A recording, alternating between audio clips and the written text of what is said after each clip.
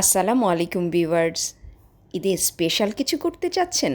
তাহলে ঝটপট আর অল্প উপকরণ দিয়ে এই রেসিপিটি আপনার জন্য। ইলিশ পোলাও রেসিপি। খুবই অল্প উপকরণ দিয়ে আজ আমি এই ইলিশ পোলাও রেসিপিটি দেখিয়ে দিচ্ছি। চলুন দেখে নেওয়া যাক এখানে কি কি লাগছে। প্রথমে আমরা মাঝারি সাইজের 4 পিস ইলিশ মাছ নিয়ে নিয়েছি। সেটা ভালো করে কেটে ধুয়ে পরিষ্কার করে নিয়েছি। আর নিয়ে নিচ্ছি 10-12টির মতো কাজু বাদাম, আর নিয়েছি 1 টেবিল স্পুনের মতো পোস্ত। প্রথমেই আমরা ভালো করে ব্লেন্ডারে ব্লেন্ড করে নিচ্ছি কাজু বাদাম, পোস্ত আর কিছু কাঁচামরিচ দিয়ে অল্প একটু পানি মিক্সড করে ভালো করে মিশ্রণটি ব্লেন্ড করে নিচ্ছি। আপনাদের হাতের কাছে যদি ব্লেন্ডার না থাকে আপনারা কিন্তু শিলপাটাতেও বেটে নিতে পারেন। এখন মূল রান্নায় চলে যাচ্ছি। প্রথমে একটি ফ্রাই প্যানে আমরা পরিমাণ মতো তেল দিয়ে নিচ্ছি। এখানে আমি প্রায় হাফ কাপের মতো সয়াবিন তেল ইউজ করেছি। আপনারা চাইলে যে কোনো তেলটা ইউজ করতে পারেন, তবে সরিষার তেলটা ইউজ না করাই বেটার। আর এখানে দিয়ে দিচ্ছি হাফ কাপের মতো পেঁয়াজ কুচি। প্রথমে পেঁয়াজ কুচিটা হালকা বাদামি করে ভেজে নেব, অনেকটা পেঁয়াজ বেরেস্তার মতো।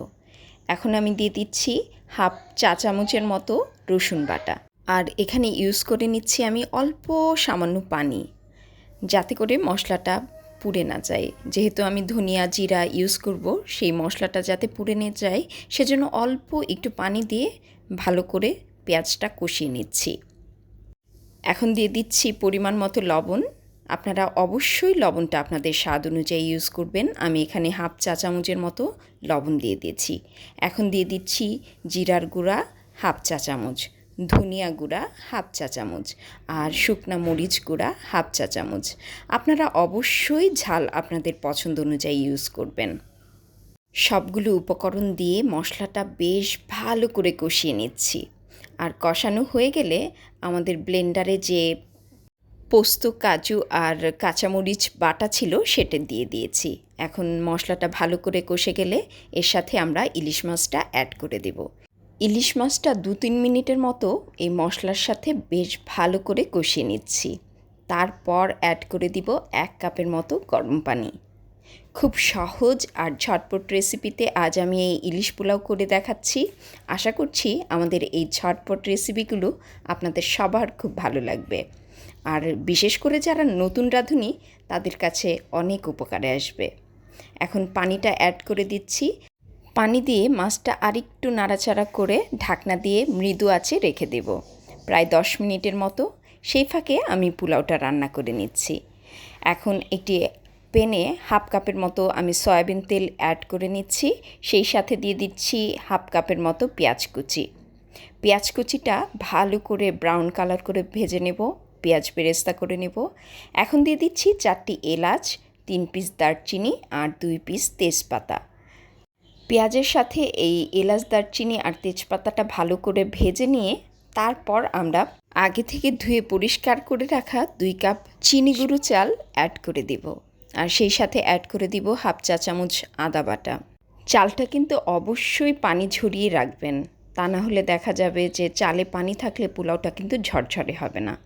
এখন আদা বাটাটা দিয়ে আমি আরেকটু ভেজে নিচ্ছি। আর সেই সাথে কিন্তু এখন আমি পোলাওয়ের চালটাও অ্যাড করে দিচ্ছি। আমি আবারও বলে দিচ্ছি, আমি এখানে 2 কাপ পোলাওয়ের চাল নিয়েছি, চিনি গুঁড়ো চাল। আর চালটা আগে থেকে ধুয়ে ভালো করে পরিষ্কার করে পানি ঝরিয়ে নিয়েছি। এখন চালটা বেশ ভালো করে একটু ভেজে নেব। এখানে আমি 3 থেকে 4 মিনিট চালটাকে ভালো করে ভেজে নিচ্ছি। আপনাদের দেখার এবং বোঝার সুবিধার জন্য আমি কিন্তু খুব ক্লোজলি দেখিয়ে দিচ্ছি। এখন অ্যাড করে দিচ্ছি এখানে হাফ চা চামচের মতো লবণ। লবণটা অবশ্যই আপনারা আপনাদের স্বাদ অনুযায়ী ইউজ করবেন। এখন দিয়ে দিচ্ছি 1 টেবিল স্পুনের মতো ঘি। একদম দেশি গাওয়া ঘিটা এখানে ইউজ করেছি। আপনারা যারা ইলিশের সাথে ঘিটা পছন্দ করেন না তারা তো অবশ্যই এই ঘিটা অ্যাভয়েড করে যাবেন।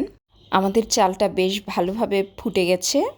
আমার চালটা কিন্তু বেশ ভালো ভাজা হয়ে গেছে। এখন চালের ডাবল পরিমাণ আমি পানি, গরম পানি এখানে অ্যাড করে নিচ্ছি। অর্থাৎ 2 কাপ চালের সাথে এখানে আমি অ্যাড করেছি 4 কাপ গরম পানি। একদম ফুটন্ত গরম পানিটা এখানে আমি অ্যাড করে দিয়েছি। পোলাও হতে কিন্তু খুব বেশি সময় লাগে না, 4 থেকে 5 মিনিট বলক হবে। তারপর আমরা আঁচটা একদম কমিয়ে দিব। কমিয়ে দিয়ে একটু নেড়েচেড়ে ঢাকনা দিয়ে ঢেকে রেখে দেব। মৃদু আঁচে খুব সহজেই এই পোলাওটা হয়ে যাবে আর খুবই ঝরঝরে হবে। আশা করছি আমার এই ছোট ছোট টিপসগুলো আপনাদের সবার খুব কাজে লাগবে, আর কাজে লাগলে কিন্তু কমেন্টসে অবশ্যই আমাকে জানাবেন। এখন আমি মৃদু আছে ঢাকনা দিয়ে ঢেকে এটাকে রেখে দিচ্ছি 10 মিনিটের মতো। এদিকে আমাদের ইলিশ মাছটাও হয়ে গেছে। এখন জাস্ট একটু উল্টে ইলিশের চুলাটা অফ করে দিচ্ছি। একটু ঠান্ডা হতে থাকুক আর সেই ফাঁকে পোলাওয়ের চালটাও ভালো করে ফুটে উঠুক। আপনারা দেখতেই পাচ্ছেন আমি কিন্তু পোলাওয়ের চাল একদম ঝরঝরে হয়ে গেছে। এখন আরেকটু উল্টে পাল্টে নেড়ে দিচ্ছি। এতে করে কি নিচের পাশ আর উপরের পাশ দুপাশই ভালো করে ফুটে যাবে। এখন ভালো করে নেড়ে আমি আর 2 থেকে 3 মিনিট ওয়েট করছি ঢাকনা দিয়ে ঢেকে। অবশ্যই ঢাকনা দিয়ে ঢেকে রাখবেন, তা না হলে দেখা যাবে চালটা কিন্তু ভালো ফুটবে না। এখন আমি গ্রেভি থেকে ইলিশ মাছটা হালকা করে উঠিয়ে রাখছি। যেহেতু ভাতের সাথে মাছটা বেশি নাড়াচাড়া করলে দেখা যাবে মাছ ভেঙে যাওয়ার সম্ভাবনা থাকবে, এর জন্য আমি উপর থেকে মাছটা উঠিয়ে রাখছি। আর এই পোলাওয়ের সাথে ইলিশ মাছের যে বাকি মশলাটুকু সেটুকু কিন্তু অ্যাড করে নেব এই পোলাওয়ের সাথে। এতে করে ইলিশ পোলাওয়ের যে ফ্লেভারটা এটি আরও বেশি ভালো আসবে। আপনারা দেখতেই পাচ্ছেন ইলিশের যে গ্রেভিটুকু ছিল আমি পুরোটাই পোলাওয়ের সাথে ঢেলে দিয়েছি, আর খুব সহজ আর ঝটপটভাবে নেড়ে চেড়ে এটাকে মিক্সড করে নিচ্ছি। ভালো করে মিক্সড হয়ে গেলে আমি কিন্তু এই পোলাও আর সেই সাথে মশলাটা ভালো করে মেশার জন্য আরও 5 মিনিট দমে রেখে দেব। আর একদম সার্ভিং ডিশে 5 মিনিট পর পরিবেশন করে নিব গরম গরম ধোয়া ওঠা ইলিশ পোলাও। আশা করছি এই ঈদে আপনাদের এই সহজ রেসিপিগুলো খুবই কাজে লাগবে। ঝটপট অতিথি আপ্যায়নে একদম তুলনাবিহীন আর খেতে খুবই মজা। যেহেতু এখন ভরা ইলিশের মৌসুম, আশা করছি এই সহজ আর ঝটপট রেসিপিগুলো সবার খুব ভালো লাগবে। আমাদের পোলাও পুরাটাই রেডি হয়ে গেছে। এখন একটি সুন্দর পরিবেশন ডিশে পরিবেশন করে নিচ্ছি। আর সেই ইলিশগুলো কিন্তু আমি আগে দিয়ে দিচ্ছি না, যাতে ভেঙে না যায়। রান্না করে রাখা ইলিশ মাছগুলো দিয়ে জাস্ট একটু পেঁয়াজ বেরেস্তা ছিটিয়ে পরিবেশন করে নিচ্ছি। খুবই অল্প উপকরণ আর ঝটপট এই রেসিপিটি সবার কেমন লাগলো অবশ্যই কমেন্টসে জানাবেন, আর কোনো ভুল ত্রুটি থাকলে সেটিও অবশ্যই জানাবেন। আশা করছি নেক্সট কোনো সহজ রেসিপিতে দেখা হচ্ছে। সে পর্যন্ত সবাই ভালো থাকবেন, সুস্থ থাকবেন, আর আমাদের জন্য অবশ্যই বেশি বেশি করে দোয়া করবেন।